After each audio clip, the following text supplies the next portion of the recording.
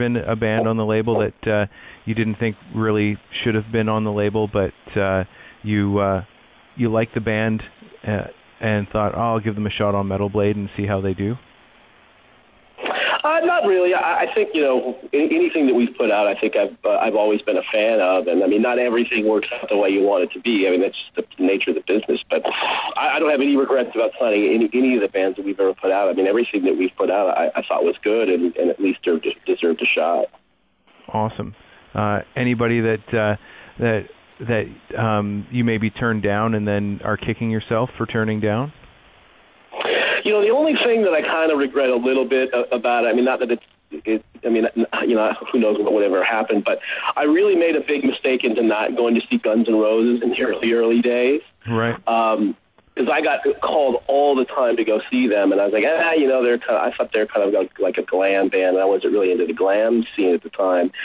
And then I heard the EP, which was really good. I was like, ooh, boy, this is actually not too bad. And then, Appetite ccame out, and I was just completely blown away by how amazing that record was.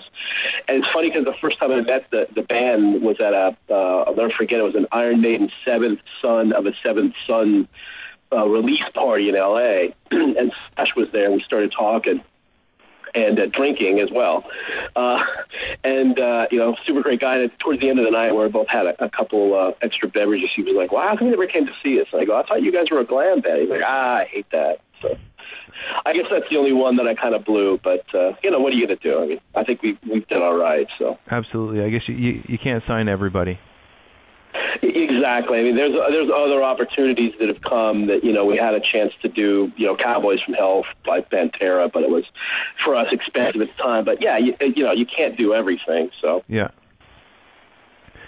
Is there one of your new signings? And this was a question that had come to me through Sean from Hellbound.ca. One of your new signings is Pentagram, and you're putting out the new Pentagram record. And we were wondering why now with Pentagram? Well, obviously they've been around for forever, pretty much.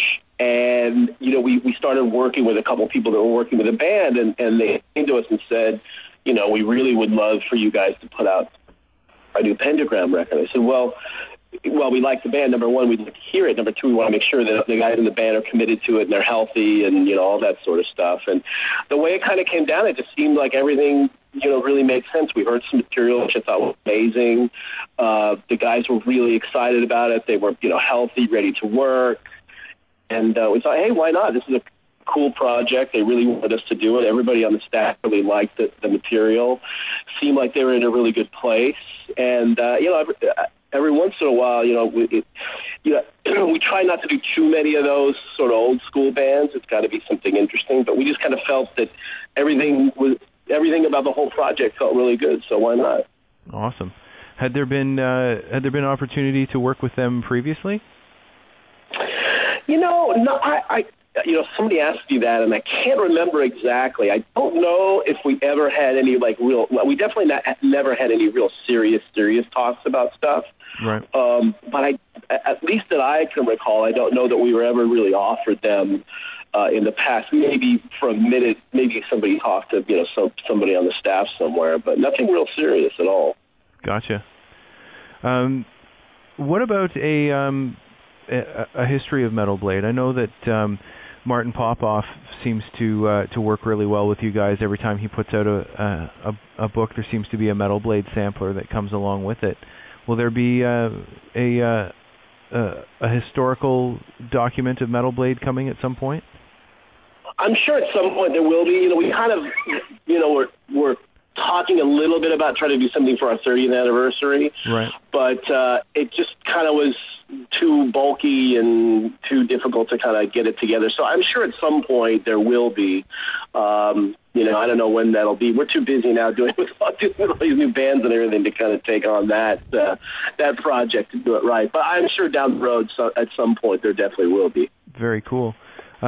Anything other than, I know tomorrow, as we talk today, tomorrow the new Amon Amarth comes out, which is very exciting, I'm sure.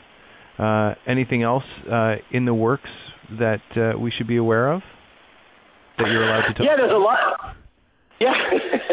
Sure. There's a lot of actually really cool stuff coming out. I think I'm more excited about, music now, like this year, than I have been for a really long time, which is good. As you mentioned, the Amon Amarth comes out in North America tomorrow, which I think, the record's great, and everybody should definitely go check it out. And we've got Black Dahlia Murder record coming out in June. We have a new Unearthed record coming out in July. Between the Bears release coming out in April, new Primordial coming out in April, and there's a couple of really cool new bands that I'm really, really excited about that are coming out. I think both of them are going to be out in May.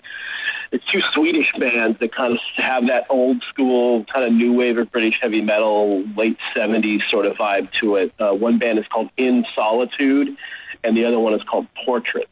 And, being a big fan of that music before, I'm really, really excited about, these young kids. They're all young kids in their early 20s that are doing really good quality style of music like that. And that's kind of got me amped up on those two records, too. So there's a lot of cool stuff coming out, I think. Excellent. And what do you see sort of as the future for Metal Blade? Do you see kind of continuing along the same lines, or do you see any sort of change in technology coming down the pipes that you guys might be jumping on?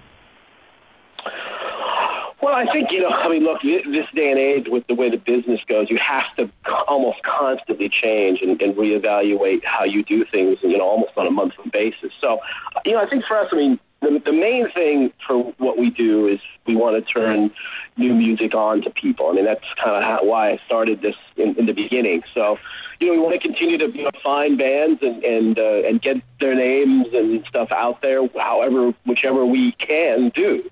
I don't know that the business is going to change, overnight, but certainly, as the music business goes on, it's going to be an interesting change. But the one thing that does make me pretty happy, two things that make me happy about and excited about the future is, number one, there's a lot of really great music out there, certainly in the metal world. I think we're kind of at one of these times again where there's a little bit of a shift change in some of the genres, and there's some new bands coming up doing some really exciting new things.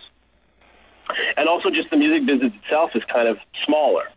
And I think because it's smaller, the indies have more of a say and a little bit more clout, which obviously us being an independent label, we kind of like that. So I think the future seems pretty bright to me in terms of metal and where we're going. So we're just going to keep doing what we're doing for as long as we can.